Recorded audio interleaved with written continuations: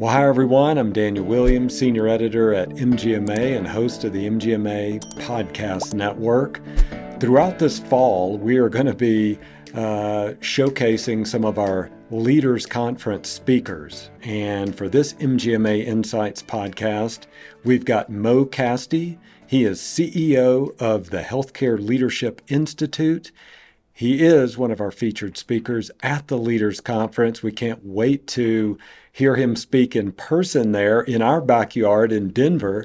So that's going to be exciting. So we're going to talk about his presentation. We're also going to get to know Mo a little bit better. So Mo, welcome to the MGMA podcast. Thank you for having me. I'm looking forward to our conversation. Well, Mo, thank you. We're glad to have you here today. So I did want to start. We're going to get into your session. We're going to talk about that. We're going to talk about some of the other things you are currently doing. But first, tell us a little bit about that healthcare background. I was digging around, reading about you, and you have a very interesting journey to where you are right now. So share some of those highlights with us. Yeah, no, I appreciate that. And it's always great to be asked about tell about yourselves. But Yeah. I actually grew up during a civil war in Beirut, Lebanon. And so my former years were kind of trying to survive. Got the fortunate to come to Cleveland, Ohio to go to Case Western Reserve with two suitcases. And that was kind of my way out of the trouble that that country was having. And so I came in to study medicine and pre-med, and I had the fortunate to start working in hospitals, and Cleveland is a great area for training. And that kind of led me to have, my passion of really serving others is to be able to kind of work in healthcare. And that kind of led from working in hospitals to go work for GE Healthcare. And at that time in the 80s and the 90s, it was kind of like the most admired company, fortunate one company. And so kind of feel like you hit the jackpot. And so I had the fortune to kind of spend another 10 years there and work. And I learned the power of leadership, and the role of leader is to develop other leaders. And GE was a master at it. And then that from there, I evolved to kind of going from there and back to the academic side into the College of Medicine, and then be able to really try to help redesign the way we educate and develop. And so I live in Tampa, Florida, and have two wonderful young men that are in college and college bound. So those, and Denver could be on the list for one of our kids. So That would be great. Yeah. yeah. Well, thank you so much for sharing that. What a powerful, impactful journey you've had. So we welcome you to the show again. I did want to mention that you have founded the Healthcare Leadership Institute. Tell us about that institute. First, what is it? And second, what was that kernel that got you interested in forming it in the first place? Yeah.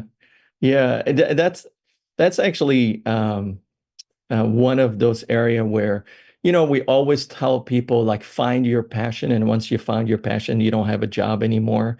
You really True. are, and that is really that journey. And so in my days, the Healthcare Leadership Institute today is the best kept secret. It's the largest provider of leadership training and coaching in the US.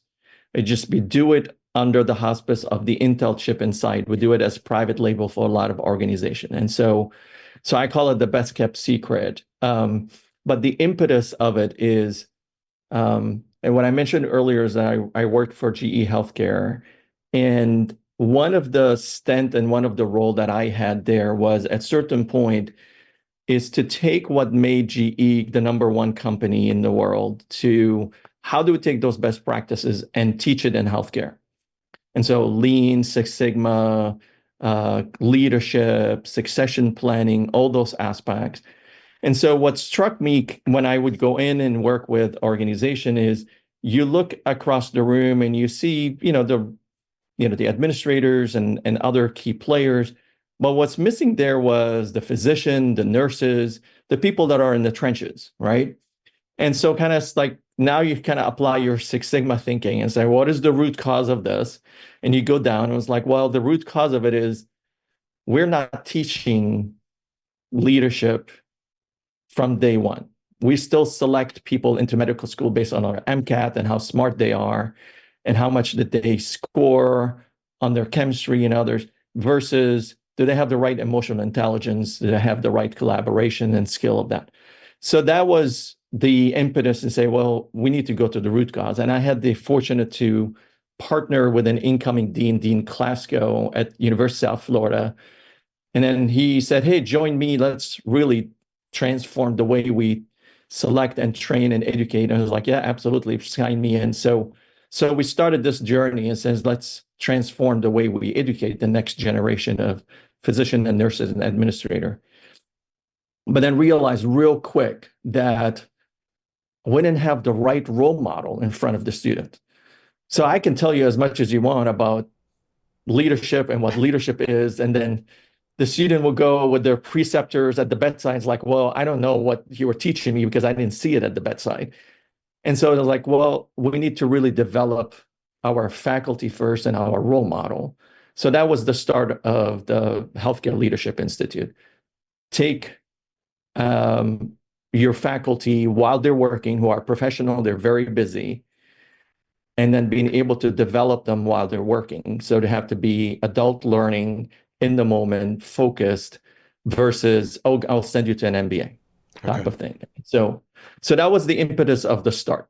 And then we grew from there, from focusing on our own internal faculty and leaders all the way to kind of start working with organization across the country. Give us a better idea of who your target audience is then. So you're talking about physician leaders, or are you also talking about those administrative leaders as well? Give us a better idea of that. Yeah. So, and that was also the pivot of, we used to be known as the Physician Leadership Institute for a while, and now we're really the Healthcare Leadership Institute for that purpose. In the early days, we were really just focusing on physician because nobody was paying attention to that. And they still the trigger of everything we do in healthcare. They have to write the script to launch the services. And so if they are demonstrating leadership, then everything else will fall in place and they will collaborate more effectively with their team. But then we also expanded it to saying, well, no, we need leadership everywhere. And leadership is not a position. Leadership has to be from everywhere that we are. So then now we work with executives, their executive team, nursing leaders, physicians. And as systems have grown and have more complexity, then now we can serve and really work with everyone in the healthcare system. But we are very clear that we don't do anything outside healthcare. We really are focused on healthcare. Okay. Give us an idea then, and then we'll move on to the next topic, but give us an idea of what a training session or workshop or whatever it might be, the length, the size of the class, all the things there. Just give us an idea so we get a better understanding of it. Yeah. So think about it as our approach is, because it's a long-term and we're helping an organization really implement their strategy. And so our engagement, we don't consider ourselves to be a training company. We don't just go in and say, oh, we're just going to give you one session and then call it a day. So our work is always long-term. Typically, our work is a year long. We take a cohort from the organization that are from across, or the people that are the most critical for success of a strategy or a specific service line. And then we work with them, typical class 30 plus, and then we work with them for a whole year. And then we come to them every month. We work with them on site, or online. We coach them. They learn together, they apply together, and then they really work on projects together so that they really are fixing an issue or removing a hassle or connecting with that. And so we ended up really just I call it an MBA on wheels. You're getting an MBA without having to leave the comfort of your organization. You don't have to be on planes and stuff like that. Then we have smaller engagements. It could be a 6 months, could be a weekend, it could be a series online. So it could be a combination of things. And that's kind of what makes it unique for us is we don't have like one thing we can develop, depends on the organization. So when we work with organizations that are very large, they have different need versus an organization that's a rural, they have a different need. So we will customize it to that. Okay. When I was reading about you, I came across something here. I want to get this right. Yes. You're also involved with virtual health services. So how does that complement or work with the Healthcare Leadership Institute? We, as stress and burnout was on the rise, right? And everybody was going after, oh, we need to help people deal with stress more effectively. We took a different approach to it and said, it's not that people they don't know how to deal with stress. I mean, we trained these physicians and nurses. We know how they deal with stress. It's everything else. So we created something we called hassle factor index. And the term is really about what's in your way to get the job done. It's all those complexities, it's all those hassles. And so as we collected data and interview people, what's your hassle that's causing you stress and burnout? Most of it was related to documentations, follow-up, things are not done properly.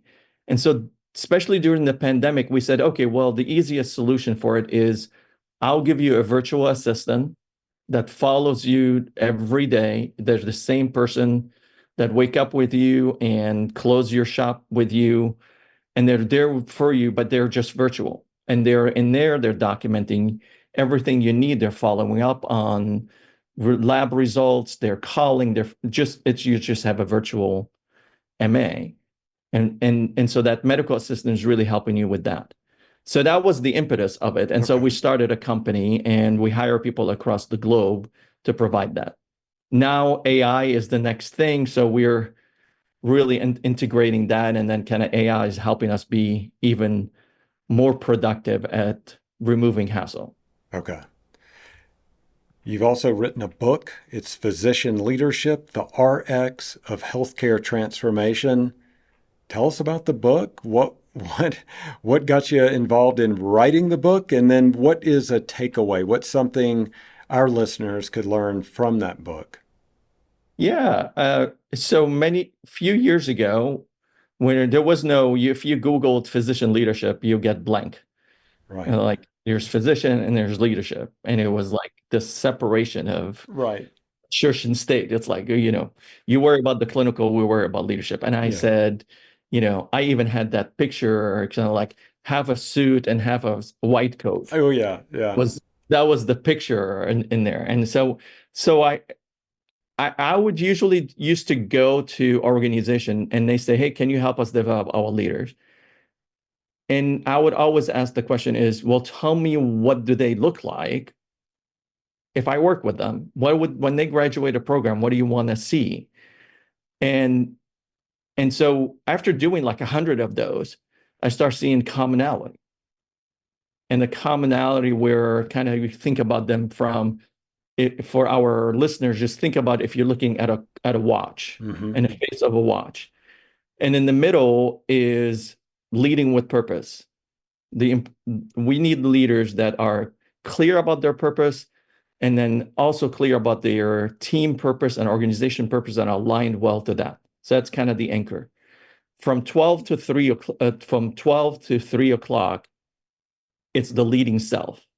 Like people have to be self-aware. Right. People have to understand their style and approach to things and have to lead themselves before they lead others. From 3 to 6 o'clock is the leading people. And that's the aspect is you got to lead yourself before you lead other. And that's kind of the communication, interpersonal, dealing with conflict, really working through situation, all those aspects, right? So we call this side of the watch is the human being side. Okay. So as a leader, you need to thrive as leading with purpose, leading self, and leading people. That's the human being side. Then if you go from 6 o'clock to 9 o'clock, that's what's called the leading for results. And then from 9 to 12, that's the leading with strategy. And so we say a leader also needs to lead with strategy and understand what's going on in healthcare and how they're really developing a plan. And then in healthcare, we're not good planners. We just react. Patient gets sick, we just deliver service. So we don't think strategically. We don't plan things. We just react. So the importance of that. And then how do you really develop the results, and how do you get your team engaged and motivated? And then realizing it's not about you anymore. It's about other people around you. And so we call this the human doing side. Okay. So we're going to think about those things. There's 5 domains of leadership. And you want to be able to assess around that. And so if I engage with you, if I'm coaching you or I'm even training and helping you, I will assess you on those 5 domains and then see where your needs are. And then I'll be able to help you develop those skill sets. Do you have an example of someone you've worked with? I mean, you can keep it anonymous for their anonymity there, but just wondering what this would look like in practice of someone who's studied with you for a month or a year even, and how they have actually transformed their leadership skills. Yeah. So they don't only transform the leadership. What warms my heart is when I get letters at the end of a program that says, you didn't only help me be a better leader, you helped me be a better grandfather and a father and a husband or wife, and they're better human, right? Mm-hmm. So people can really learn skills that are also the human skills, not just the business skills. When I identify and teach you how to be self-aware and how you show up within your family, how you show up with your team, all those aspects are impactful. So an example would be if you and I are going to work together, right? Whether you're part of a program or one-on-one, I will start with a 360 assessment. Okay. And a 360 assessment would be, we ask a bunch of people that you work with that are around you, kind of almost in a 360 degree, to give you feedback anonymously on all those domains, Mm-hmm. right? And it says, Daniel is a strong communicator.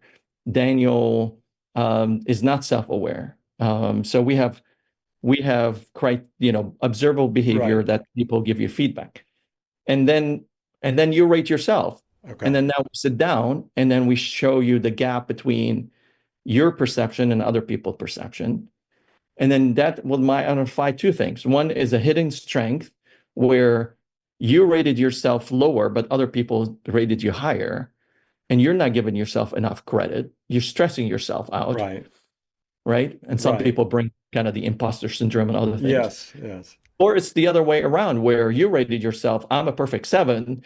And then everybody else said, no, you're not really 7. We have a scale of 1 to 7. Well, is that like that Dunning-Kruger effect? Are you familiar with that, where most people rate themselves higher on many categories like driving or better looking or, all these different categories, more self-aware? Or is that something on your radar, or have you touched on that? Yeah, it's interesting because we always thought that, and I'll speak to physician because we have tons of data on that. We always thought that physicians are less self-aware and they need more awareness. And there's truth to it, but what we also find is that actually they rate themselves lower than others because they're tough on themselves. And so in many situations we uncover the hidden strength that they have, and then they're stressing themselves out because they're not realizing that you're doing already a good job. Right. Could you just give yourself a break? Yeah. And then work on these other things. So we also bring the blind spot connection on that. So we do that. So that's kind of, if I'm working with you, I start with that data set. Then I say, okay, Daniel, let's you and I figure out what's our development plan and coaching plan. okay, well, it looks like they told us that you really need to communicate the goals more effectively. People are not clear about your goal. Okay, great. Let's work on that. What are you doing? How are you doing it? Let me dial in into your next meeting and observe how you're really communicating with your team. Let me kind of be the fly on the wall and kind of see how that. And then let me give you feedback at the end. I was like, well, Daniel, you did these two things greatly. Keep doing them. But then you didn't really read the room and people's body language. And you were going on thinking they're bought in, but they're not bought in. And Right. so let's really kind of think through that. And then I get them to kind of see that. So that's an area. Then we go through and we have that aspect of we're going to work on this and this and this competency and this competency. And then at the end of a year, let's say, we do another 360. And then we say, oh, people have seen an improvement in between your strength, but also some of the gap, and we close the gap. How do you feel about it? And usually people, show a lot of better results than before. So that's an example of if I work with you one-on-one in coaching. Okay.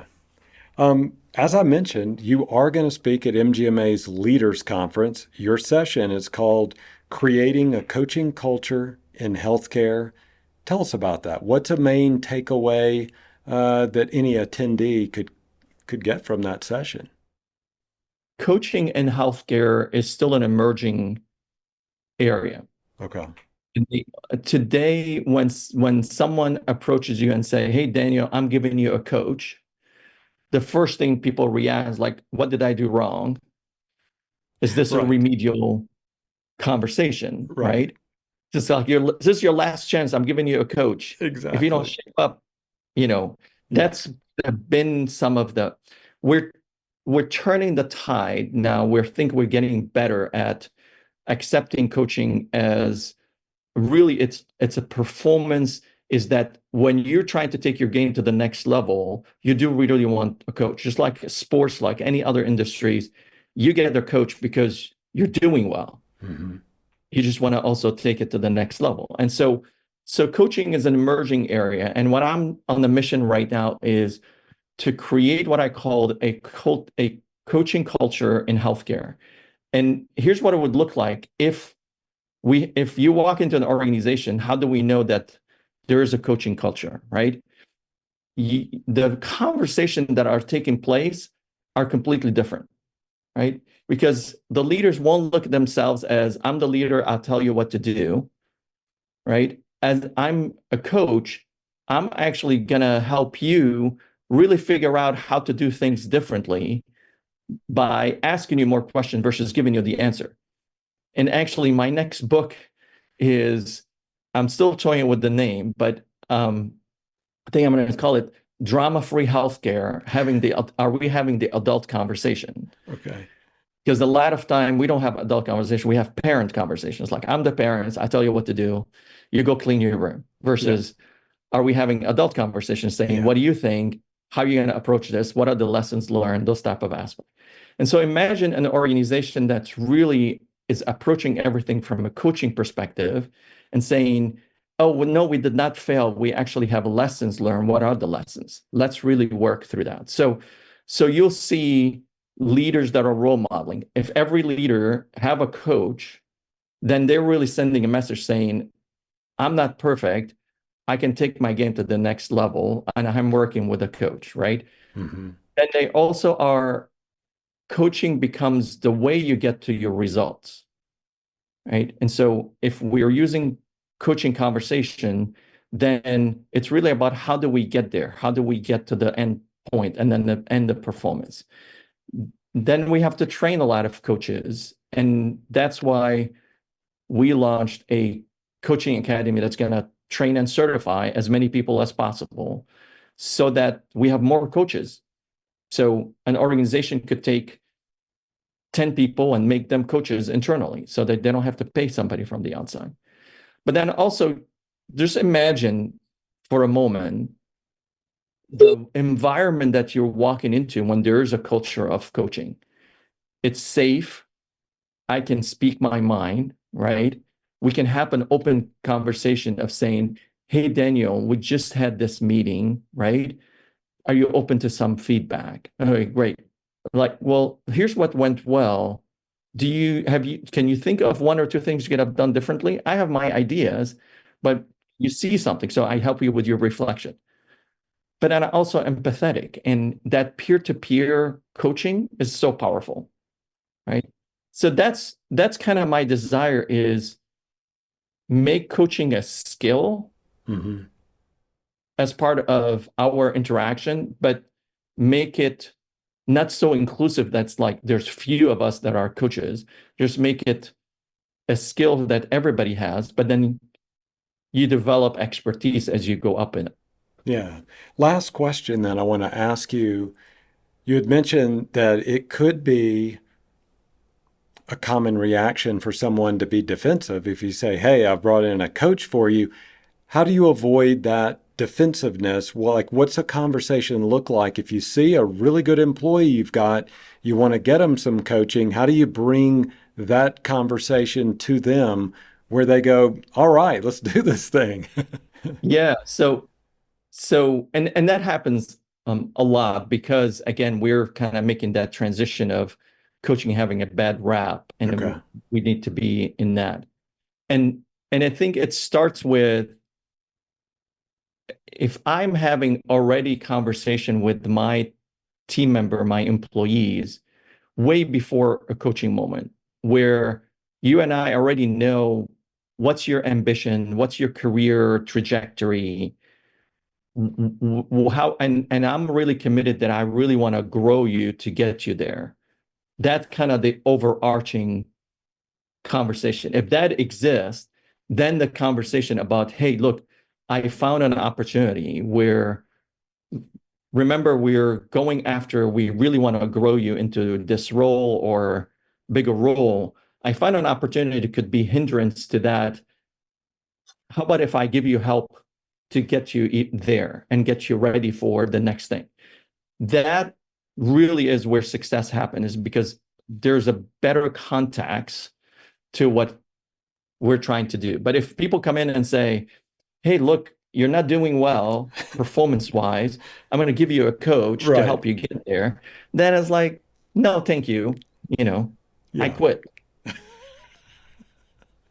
All right. Well, Mo Kasti, I want to thank you so much for joining us today on the MGMA podcast.